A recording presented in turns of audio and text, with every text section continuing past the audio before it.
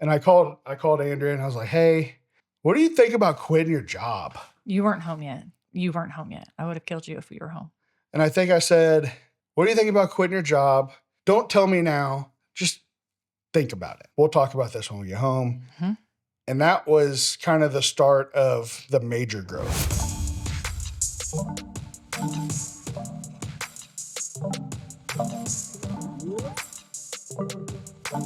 Hi, everyone. Welcome to the first ever New Edge podcast. Devon and I are going to start joining you regularly with new podcasts, share you a little bit about our life, our businesses, and some of the people that have influenced us and have joined along with us during this process. We're super excited. We're going to talk about real estate investing, real estate agents. Yeah, I'm a problem. Real estate agents, pretty much all things real estate, construction, transactional, the good, the bad, the ugly. We're going to have guests on that are investors. We're going to have guests on that are contractors, kind of talk about what to do, what not to do, and how we ended up here. Today, I think we're here to just kind of talk about how we're here. Time to tell our story a little bit. We've done a really bad job at that in the past. So as we're here, we've learned a lot. I think we've got a lot of information to share so people don't make the same mistakes we did. Or do, and just maybe do it differently. Yeah, or get ahead of it. Maybe not walk backwards 10 steps to walk forward 5, and maybe just kind of figure it out. Yeah. So here we are. Yep. So we started in the real estate world probably a little over 10 years ago. I had a background in sales and construction my whole life. I've kind of grown up doing this or that in the construction world, learning everything I could. Andrea was in banking. Mm-hmm. And when we started this, Andrea actually was our breadwinner as I was working about 70 hours a week and not making any money. Not really doing anything, just trying to wing it, which is kind of how we've ended up here because there was no path for me to follow. Like I just started straight from scratch. Yeah. Wherever the wind took you went. Sounded dumb. What I did know is I would work harder than anybody else. That's the one thing I could guarantee. I didn't know real estate. I had bought and sold some houses over the past and just didn't really know exactly what I was doing. The real estate business in general is kind of tough to break into. And there's not a whole lot of training out there, not a whole lot of support, which is something that has brought us here. And really, it's kind of how we ended up here. Yeah. Talk about a little bit about those first few years when it was just you. So I learned pretty quick. I am not an admin. I am not made for paperwork. No. But in the real estate world, you kind of are everything, especially starting out when it's just you. You're trying to learn it. The only way to learn it is to mess it up. And the first few years, we were broke. I worked 70 hours a week. I'd sit in an open house 7 days a week. Mm-hmm. And I think our first year I made $13,000. Maybe. Yeah. I know for a fact it was $13,000 because it was really embarrassing to work as hard as I did. We didn't make anything. But I knew there was potential in this business for me. It felt natural. Mm-hmm. You loved it. I did. I got very lucky. I got my license, and a week later I'm kind of I don't have the patience to meet people when I sell stuff on Facebook. So my father had passed away and left a bunch of like old furniture. Mm-hmm. That wasn't my thing. My first client came along about a week after I got my license to pick up some free furniture. Still one of our biggest supporters, Kim. You're one of our favorites. Yes, you are. You've made a lasting impression. And as I worked my way through that transaction, she was ready to buy and sell a house. I had no idea what I was doing. I didn't never even seen our real contracts because the school taught us to use a different contract than we actually were supposed to use. So I did it all wrong. Yeah, ended up meeting a lady named Sandy who let me set in her new construction open houses. So we did that. I messed up a bunch of conversations, but I went to work every day. And the hardest part in this business is you don't really know what to do, is to just get up, find a way to talk to people and mess it up. Right. Um, You were and gone a lot. I was gone all the time. And it was a tough time for us because she was working basically an 8 to 5 with an hour commute Down on the plaza. down on the plaza for a financial company. And all I really knew is I'm not a good employee. I need to work for myself. I have ADHD really bad. I had worked through a lot of issues, and I just knew that I was going to bet on myself. And luckily, she was here for it, and she bet on me too. And then so that our first couple transactions were rough. We were broke. We were in a bad spot. That I don't know if you remember this. We had a family in Independence. They were trying to downsize. It was a very tight deal. We had people. There was some problems, and we couldn't pay our bills. So what I learned in a really bad way was I got emotionally connected to the commission. Um, they they preach commission and splits and all these different things whenever you get into sales for yourself, and you don't make money if you're not selling. Um, so that's a lot of pressure when you've worked that much and not made any money. Um, I probably put more pressure on those people to get together because I also didn't truly understand where they were mentally and what they were going through because I hadn't done a lot of it, which is another problem with starting in real estate. You just kind of got to figure it out. Right. And remember, they canceled their contract. I remember we were out to eat when it all kind of fell apart. Yeah, it all fell apart and crushed me.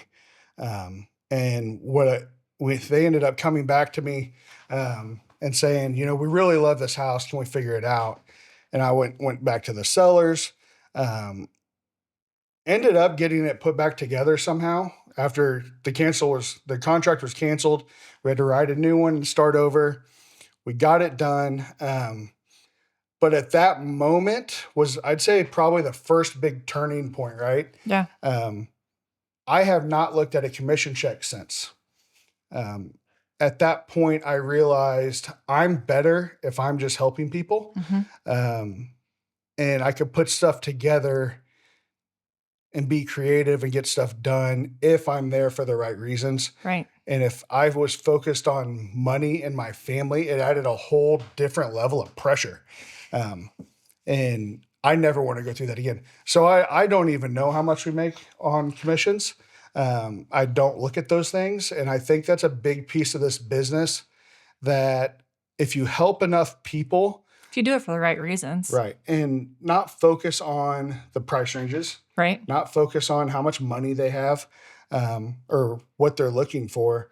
If you focus on getting them in the right situation, it helps them and it helps you, and it kind of fills my cup. And that's kind of when we went from we're trying this to this is when we knew this is what I'm doing.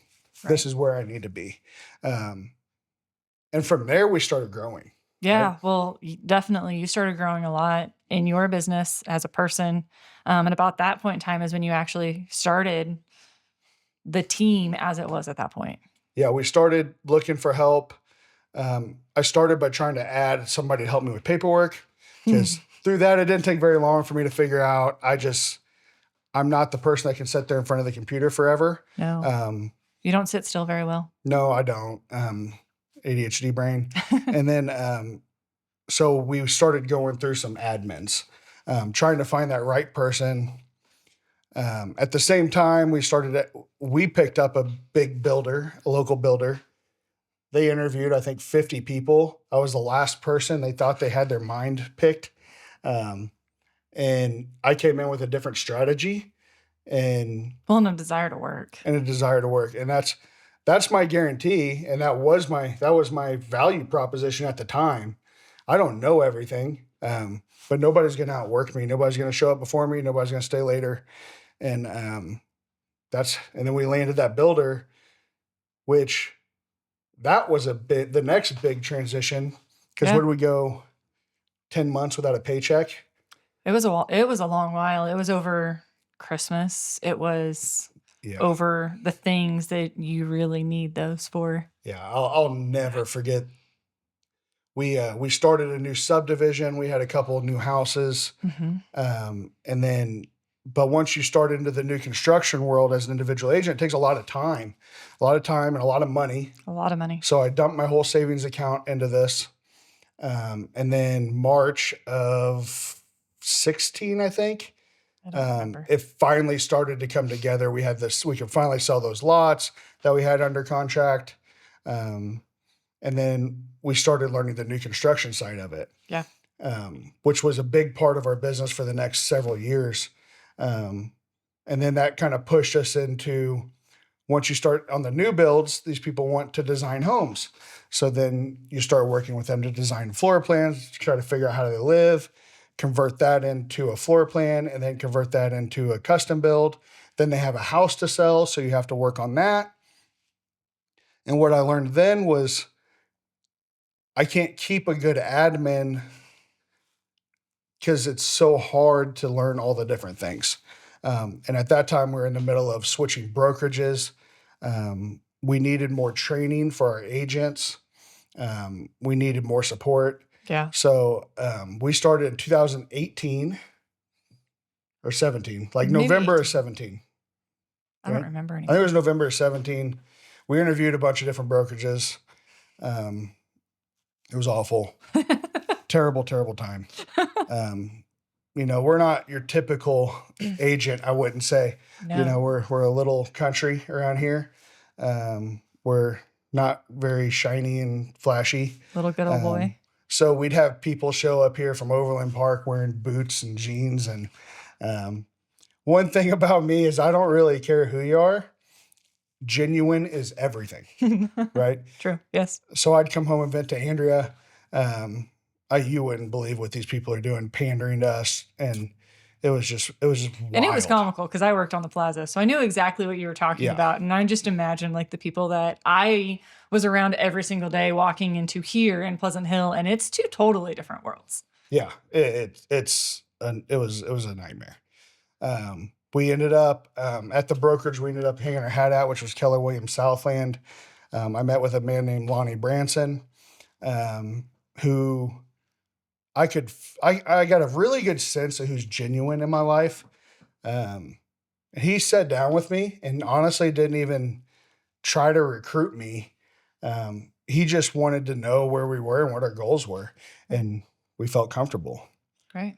So that was December of 17, maybe 16. I don't remember. I think it's 17.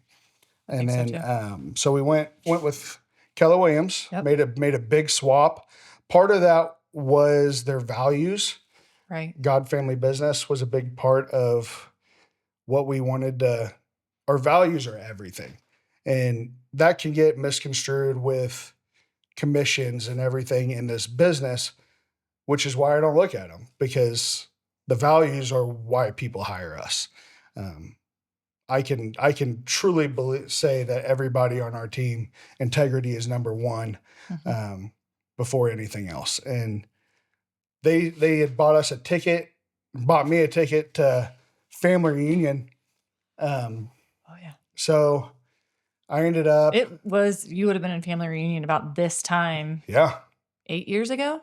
Yeah, that's about right. Yeah. So, I'm from Kansas City. I spend my vacation days mostly hunting and traveling and getting away from people for the most part. And it was a different thing for me. Well, where'd they take you to? They took me to Anaheim, California, which was You fit in really well. Yeah. I showed up there and I was just lost. I was like a strange little puppy out there. But it ended up being probably one of the biggest moments of our life. At that time, we were selling roughly $4 million a year worth of real estate. Yeah, we thought was pretty good. Which we thought were good. We were still in the top 5% of the nation. And then I ended up in a room there with 20 million up producers on like a happy hour thing. And I don't even remember how I got there. But what I learned was I was born pretty frugal and in kind of a lower income situation when I was young, and my mom ended up being successful, but I wasn't involved in a bunch of people. Um, so I always kind of assumed the upper echelon people that had the big income were kind of rude and selfish, and it just wasn't anything like I had ever thought. And as we grew, and I ended up in, I'm not a people person. I'm not the person that's going to work a room. I ended up in a corner table like I always do, watching and learning from people. And there was this guy next to me. He had a cowboy hat on. He was from Texas. I don't even know his name. He sold roughly 80 to 90 million dollars worth of real estate by himself a year, which is a crazy number. And I asked him kind of about how he was set up, and he goes, My wife works for me or with me. Honestly, she probably takes care of everything for me, and I'm just kind of a puppet. He goes, I understand the business, but I don't understand how to manage my time. I don't understand how to handle the back end and take care of our clients on a different level outside of my real estate. And that kind of blew my mind. And then I met somebody else, and his wife was there, and she worked with him full time. And it was kind of the same thing. And he told me, he goes, What's your biggest struggle?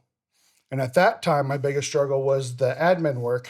And I'm always a strategy person, so I'm a nerd for it. I just was ate up over the strategy side. And all these people had that in common. Their spouses were on their team, essentially holding them up, and they grew their business like an extraordinary amount and did a crazy amount of transactions because he said nobody's going to care about your business and your life more than your wife. And that was a turning point for me because my wife made a lot of money. My wife was worth way more than I could ever pay her. And but we were both of the mindset, we've got 4 kids at home. Yeah. She was working, at that time we had moved out here to Pleasant Hill, Missouri. She was about an hour and a half commute to the city, and she couldn't leave if something happened. I was too busy if kids got sick. Well, and at that point in time, our life was kind of a mess, especially with the girls. It was a disaster. There were phone calls all the time, having to leave work, not being able to be there, having to rely on somebody else that we didn't have available. Right. It was rough. I remember when even told you I was going on this trip. Do you remember how you felt whenever I don't. I was leaving for a few days? You said, I will figure it out. Everything that needs to be done, I will handle it. You go learn and grow. And that was a big part of me going out there. I meet these people. It all lines up. I've got some good closings coming up that's going to support us for a while. I came home. I don't even know if I made it home. And I called Andrea and I was like, hey, what do you think about quitting your job? You weren't home yet. You weren't home yet. I would have killed you if you were home. And I think I said, what do you think about quitting your job? Don't tell me now. Just think about it. And we'll talk about this when we get home. Mm-hmm. And that was kind of the start of the major growth. Yeah, because it didn't take long. That was President's Day. And I remember I went back to work that Monday and Tuesday, something happened. And I was like, God, this is driving me nuts. My heart hurts. Just being here is terrible. I had just started a new position I hadn't even been there 3 months. Yep. And so I was really tied. I got a phone call from a crying child and he was like, just leave. You can work for me. Just leave. So that's where in my head, I kept thinking about it. And I was like, let's figure out some logistics and do it. And literally by February 28th of that same month, I started with you. Yep. And that was the start of probably the best decision we've ever made in our lives. also some of the hardest trials and tribulations that we've ever had in our lives, because you can love your spouse, but it's a whole different deal to work with your Yeah. spouse and live with your spouse and love your spouse and all Yeah. of those things. And we struggled for a while. Mind you, we had not even been married 6 months yet when all of this went down. Oh man, yeah, Yeah, we were fresh. it's a wild ride. It really is. It's been a bit. So I remember you came in not knowing anything about real estate other than me Other than being what I mad and heard. venting towards you all the time. We had no admin. We had no processes. I am a kind of a control freak in a sense that I may not even know what I'm doing about something, but what I do know is that we have to be the best at whatever we You touch. had an idea of exactly what you wanted and how you wanted it. Right. How it was going to happen, you didn't know, but you knew. I knew that there was a big void in my business and in the real estate transactional business in general. Yeah. There was a big missing part because they preach do this, do this, do this, and this will happen. But the problem is with that is not everybody is the same. Right. And then we took the DOT test. We did take the DOT test. The DOT test, if you don't know, is a test which essentially puts you in a job role in the real estate world or whatever world, and kind of what fills your cup. Is it positive influence? Is it thank yous? Is it you're so great? Is it the and successes, the closing? I'm a results driven person. Mm-hmm. And if it's not working, I'm a quick to change pretty much anything. Yep. Which is good and bad. I'm not. She's the opposite. Polar opposite. I need all of the, you're doing a great job. Here's the pat on the back. I so appreciate you. If I've done something wrong, you have to be really gentle in telling me that I probably should have done it a different way, because if not, I take it as an offense. Like, we are polar opposites. Yeah. And when I screw up, I'd rather just say, hey, that was stupid. Get it together. And sometimes I do. Sometimes I just screw up again. You just never know. Yeah. But what I did know is that it ranks team leaders, real estate agents, data entry, admin, and I was like 0.01% a good fit for an admin. Yes, he was. I can understand and come up with processes and get everything together and understand what people want as far as and what's good for to get the results we need.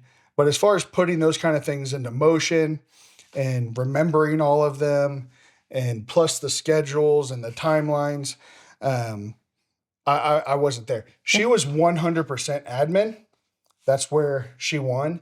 Actually, she was pretty high on all the things I was good at too, because she's better at me than everything. Not so much when it came to all of like the sales and the people thing, which is really funny. The sales and all of the people thing, and then motivating other people. That was like my downfall. But you want me to handle a process or marketing or doing some sort of admin work, I got you.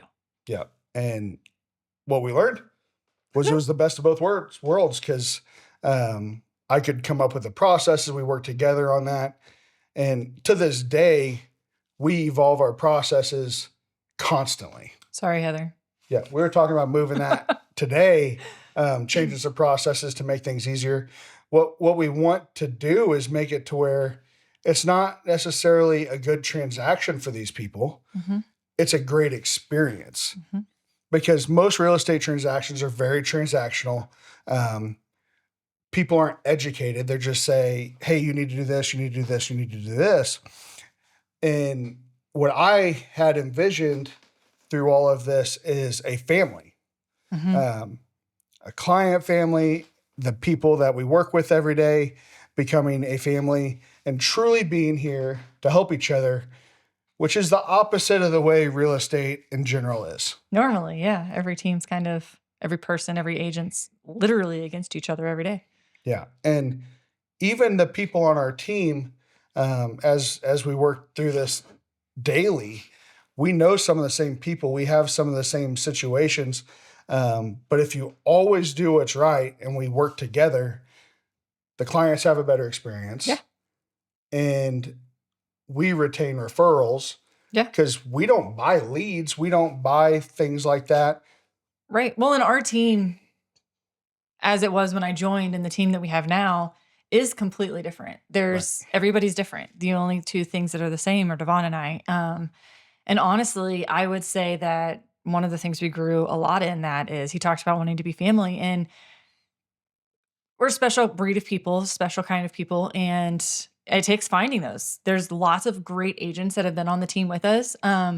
However, we just didn't mesh like family. And I'd have to say that going through all of those different changes, learned a little bit more, gained a little bit more, and it really brought a great atmosphere and a great group of people together now. Yeah, I think we've had some great people on our team. Mm-hmm. We've started some people that have went on to have huge real estate businesses and be very successful. And what we have evolved, like this is nowhere near the same team even they were on. No, not even close. Not even remotely close, actually. I had big dreams of having 100 people on my team, and I want the right 5 or 6 people, and it's not necessarily about how much they sell. If we're all here with the same belief system, the money comes. Yeah. But if you help enough people, the money comes. Right. Do what's right. And the business is there. Yeah. We're here. If we go on vacation, I have zero doubt in my mind that we've got 4 people that will show up for our clients just the way they would for their own. And vice versa, if 2:00 in the morning, somebody has some sort of an issue, I'll probably sleep through it, but you'll answer the phone. But we're here. Like, we truly are a family. And not to say we don't have our own issues every now and then, but when everybody's here for the same thing, we can just kind of work through them. Yeah. It makes everybody work well and together. So we ended up, so Andrea came on board. Sorry, I went down a rabbit hole. Yeah, Andrea came on board. I sat in the office a lot by myself because, as he mentioned, he's not an admin person. And our office, the door had no windows, and there was one window to the outside world. And I spent a lot of my time there. We meshed a lot on, I like interacting with people. I worked in an office building where literally there were people everywhere. If I wanted to talk, I could. And all of a sudden the doors closed and I'm talking to myself, and that's not fun. So we kind of changed my role a little bit. It grew, it changed. We battled it out, came back together. COVID happened. But I'd say all in all, we figured out a way that all of our clients were interacting with both of us. I got to be involved with closings, got to meet the people behind the scenes. Yep. And it just kind of grew. Yeah. When COVID happened, everything just kind of went crazy. I wouldn't say we were proponents of the masks and all of the stipulations. I'd say I wasn't very supportive of being told what to do, because I don't believe to my core I can be told what to do. Lots of good stories from that. Yeah, so that was kind of a mess. And as we grew through that, this market got wild. It was crazy. So, which is probably what our third evolution. So our first one was realizing it's not about the money. We're about helping people. Right. The second was nobody's going to support like you will. Right. Because obviously you want us to succeed. Kind of depends on it. Yeah. And, the third one, I think, was when we decided I have a unique set of skills in this business.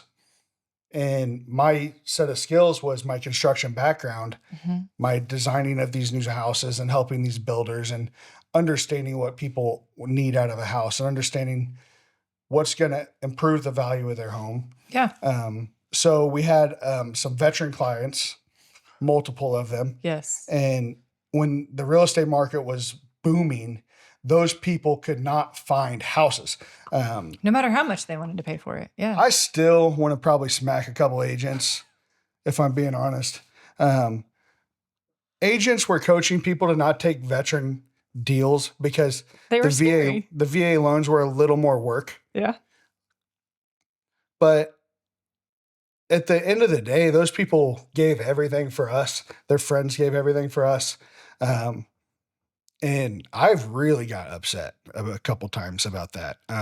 Well, yeah, some of them when it didn't make any sense other than the answer coming back was, well, we had a conventional buyer. Yeah, we had a conventional buyer, we had a cash buyer. Yeah. Whatever that is. I'm not about that life. Like the more difficult, like who cares? We're here to work. We're here to figure it out. If we're all here for the same reasons, yeah. Then, but be that as it may, that's what we dealt with all the time. So I understood the VA loans really well. Mm-hmm. I knew construction.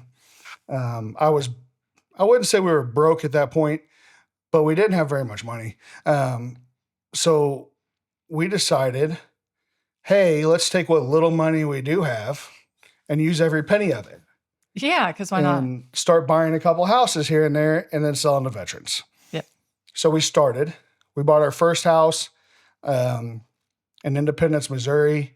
We had about... Well, and that wasn't just... somebody reached out to us and they're like, hey, my son's in a really bad way and he needs out of this house. It needs a lot of work. We can't throw this thing on the market. Can you help us? And I was like, no. And you were like, yes. And so we bought it. Yeah. That was... we had talked about it. Yeah.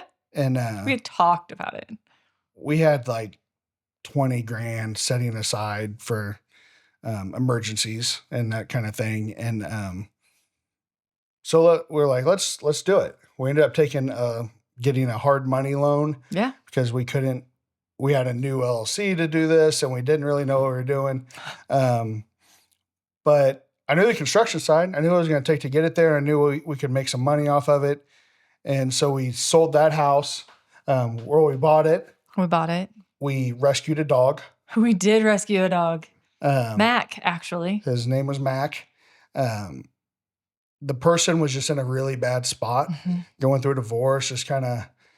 It's kind of sucked. Bad point in life. Couldn't go through the process of selling a house and showing a house and keeping a house clean to do so. So we were able to get them out of their house with no inspections, and we were able to get the house cleaned up, fixed it up, spent every dollar we had to do it, found a veteran buyer. Yeah. Another agent had them. They were looking at one of our listings. Yeah. They got turned down by our seller for the VA loan. But I was like, hey. It happens. I got a house and we can do a VA loan. I can figure it out.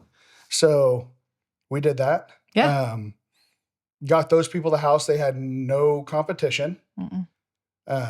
With VA loans, especially then, they did kind of have some stigma about getting lower appraisals. But everything was going over asking, 10 to 20%. And we were able to get them without all of that. They got moved in. And that was kind of the start of where we are now.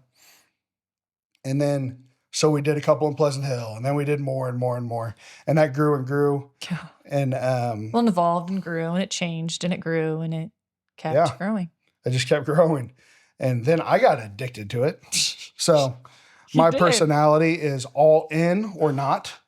And I loved it. I like the gratification of being able to turn something that's ugly into something pretty and improve neighborhoods and meet the neighbors and all of those kind of things. By now, when we're starting to do this, Andrea knows this real estate business in and out. So I'm not needed day to day like I was early. So I was able to get away and do more of this remodel work. Me and another friend, we started doing some together, working most of the houses we did by ourselves. Yeah. And he was an accident. It's kind of wild that if you're doing the right thing, you kind of attract people that are there for you and there for the same reasons that you are. Yeah. And that was a blessing. It was. And that person decided they were going to go work in the church. Yeah. He was actually a missionary. Good friends. It was awesome following what he was led for, which was super cool. It was cool to be a part of it during that process. It was. Too. And he traveled to the rainforest and all kinds of crazy stuff, helping people. Still does. And Yeah. still does to this day. Unbelievable people. Mm-hmm. And we're blessed to have known them. Mm-hmm. Agree. And then, so they wanted to go do that. So we were back on our own, still selling real estate the whole time. That's always been our main thing, but I'm addicted to this. So you got to understand, I am addicted to it. I loved helping these people. I loved it. And that's what fills my cup now. And so I was going on a pheasant hunting trip. No, I had a good friend of mine before the trip, Before the trip, who called me to sell his house. Yeah. They'd had a house fire and rebuilt it, and they were wanting to just move into a different location, get a little more house. And he had owned a business for years and decided he wanted to get into real estate, but needed some sort of income. So he came to work with us on that side, right as we were getting ready to hit a big growth period. Well, yeah, and right when we had just gotten a house. Yeah. We got a crazy house. We'll do a whole episode on that house. You got to hear about this house. Ask me a question about great story. Kaka House. It's Kaka House. And how that house transformed 100% a ton of different relationships. Yeah. That has grown. And we have since helped, I think, about 20 different people. Yeah, that was the start of New Edge Renovation and Design truly being what it is. It was. And so Brian Hurt joined our team. Yep. At that point, and joined, and that was the same time we formed New Edge Renovation and Design, which is a big part of what makes us so unique. Yeah, I agree. Is we can help people with everything from construction to renovations, to getting their house sold and everything in between, and make them more money off their homes, make their processes easier. And you know, my brain's always evolving to client experience, because the experience is not done once you've bought a house. It shouldn't be. Shouldn't be. You should always have somebody connected. Some of these people, like, we're in the trenches with them. Like, we're in bad negotiations. We have bad inspection issues. We have appraisal issues. Like, we're learning how to work with each other and do the right thing. And as we've evolved with all these clients, we've seen parts of them and had problems, and how they handle it and how we handle it. And we're able to see these things coming now. Well, you almost get into a relationship with somebody as soon as they're like, hey, I want to buy a house. You are picking your partner. Yeah. What's Lonnie always say? We got to pick the right dance partner. Yes. And figure out what offer we're going to pick, and make sure we're all here for the same reasons. And as we've grown, we've just met so many great people, and we've been through some crazy stuff. I mean, everything from roofs to septics to, I mean, you name the problems, we've had them. Cockeye House, we had like 5 different types of poop in that house. Its name was too fitting. Yeah. Yeah. That one was a wild thing, but we were able to get a veteran buyer in there. We were able to get a veteran buyer, and we were able to get somebody out of a situation that they obviously couldn't show the house to too many people without any kind of a problem. Yep. It was an inherited house where she was kind of a hoarder and in a kind of a bad spot mentally. Yeah. And they needed the assistance to actually get her out, have the money. So we got them out, got a veteran in there. Who's still taking good care of the house.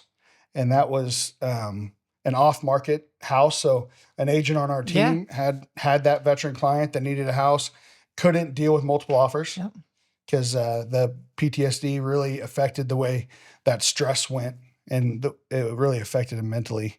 Yeah, he was...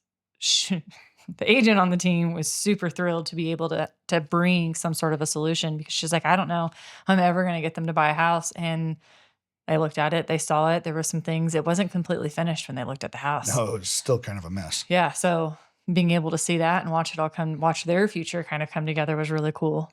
Yeah. And that was that house was a staple of what we are now. Yeah. And on a small scale. It really set the tone. Yeah, it did. And No idea then. no, we met Danny, he was a contractor. He was kind of going from investor to investor doing work. People wanting to rent houses. He'd come in and kind of clean them up, but nothing like we're doing now. Yeah. I mean, our quality of work, we can stand behind. Well, yeah, because we're not just, it's not a matter of going in and changing the colors in the house, making it look pretty. We're literally trying to pick somebody's home. I would live in any of the houses that we've done. 100%. And we've done some cool ones. Yes, we have. So that was 3 years ago. I don't even remember. It's been a ride since then. With that, we started doing work for other people, doing exteriors, windows, roofs, siding. We have people come to us often, wanting to sell their house, but it needs a deck or it needs this. So not quite ready. Started a project, not really ready to finish it, and wanting somebody else to do it. And then, so they call us. They don't have to deal with one person. We get it priced out, get it done. They don't have to worry about us not showing up.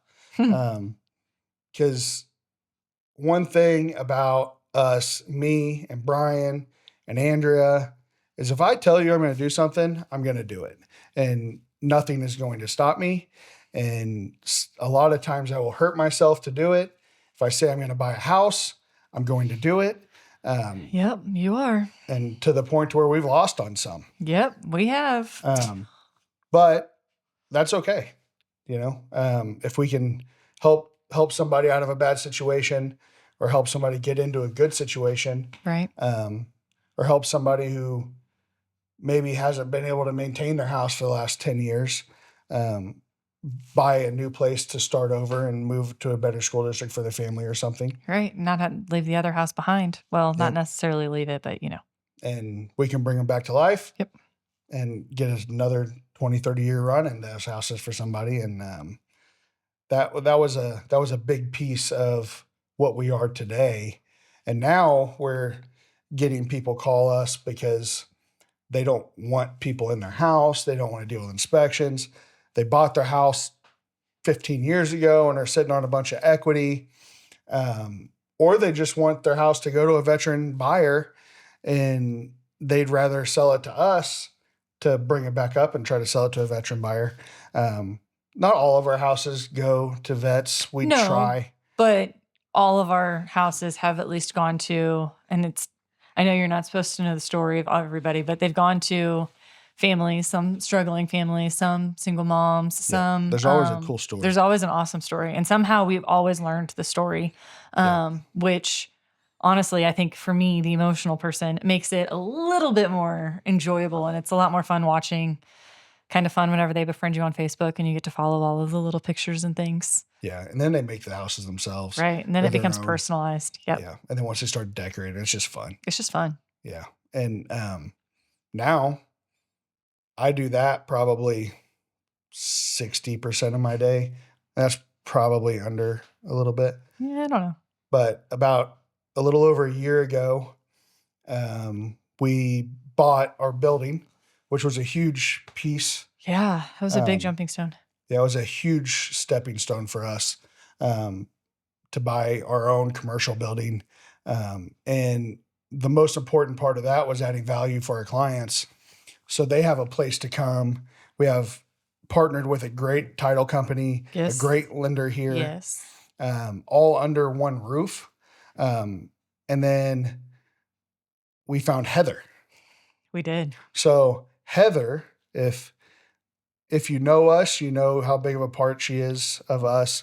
But with Andrea moving out of the admin position and moving into more of a marketing role / full-time Devon's babysitter role to keep me in line. I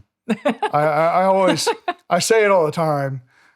Everybody thinks that I do great things, but she kind of lines me up and pushes me in the direction I need to run. And then I handle the strategy from there. But I couldn't do what I do without Andrea. Andrea couldn't do what she could do without Heather. Heather has just came in and embraced the culture And if something needs done, I don't have to worry about awkwardly asking somebody to do something. Like, she just does it. She does just do it. And she does it better than me. She Let's be does. honest. Let's be Sorry. honest. You She do it better does. than me. She does it better than me. Like, outside of real estate strategy, you guys are what keep things going here. When I was out there by myself, that's what really got missed, was the after closing communication. We send out the settlement statements, which is all the numbers for when people buy their houses every year before they go. The Christmas cards, the events for our clients. Not to mention our agents are out here. They're out there grinding every day. Yes, they are. And having Andrea and Heather to support us is something that I don't know of any other team that has it. And definitely doesn't have it with the contracting company associated. If we have a bad roof that we have to get put on before closing, we can handle those things. Yeah. And get paid on closing so that people don't have to come out of pocket any money. And they're going to net roughly 30% more money on the dollar spent, if not more than that. And that's been awesome to see. Yeah, it's been great. It's been nice not to have to call in somebody else, rely on somebody else to work around our time schedule. Yeah, and then they don't show up. And then, yeah. That's a big deal with the contracting world today, is people don't show up. Or they do show up and they just throw crazy numbers because they really can't fit the jobs in. Right. So being able to have that and have that in-house or as a sister company and have great project managers on that side has been the biggest separation, I think, of our value proposition from anybody else. Yeah, no, I completely agree.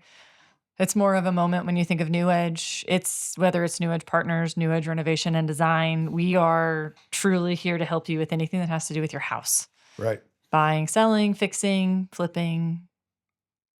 And you can trust the people that are going to be there. Yep. It's not Joe Schmo. It's people we don't know. If it's not right, we'll take care of it. And integrity is everything to us.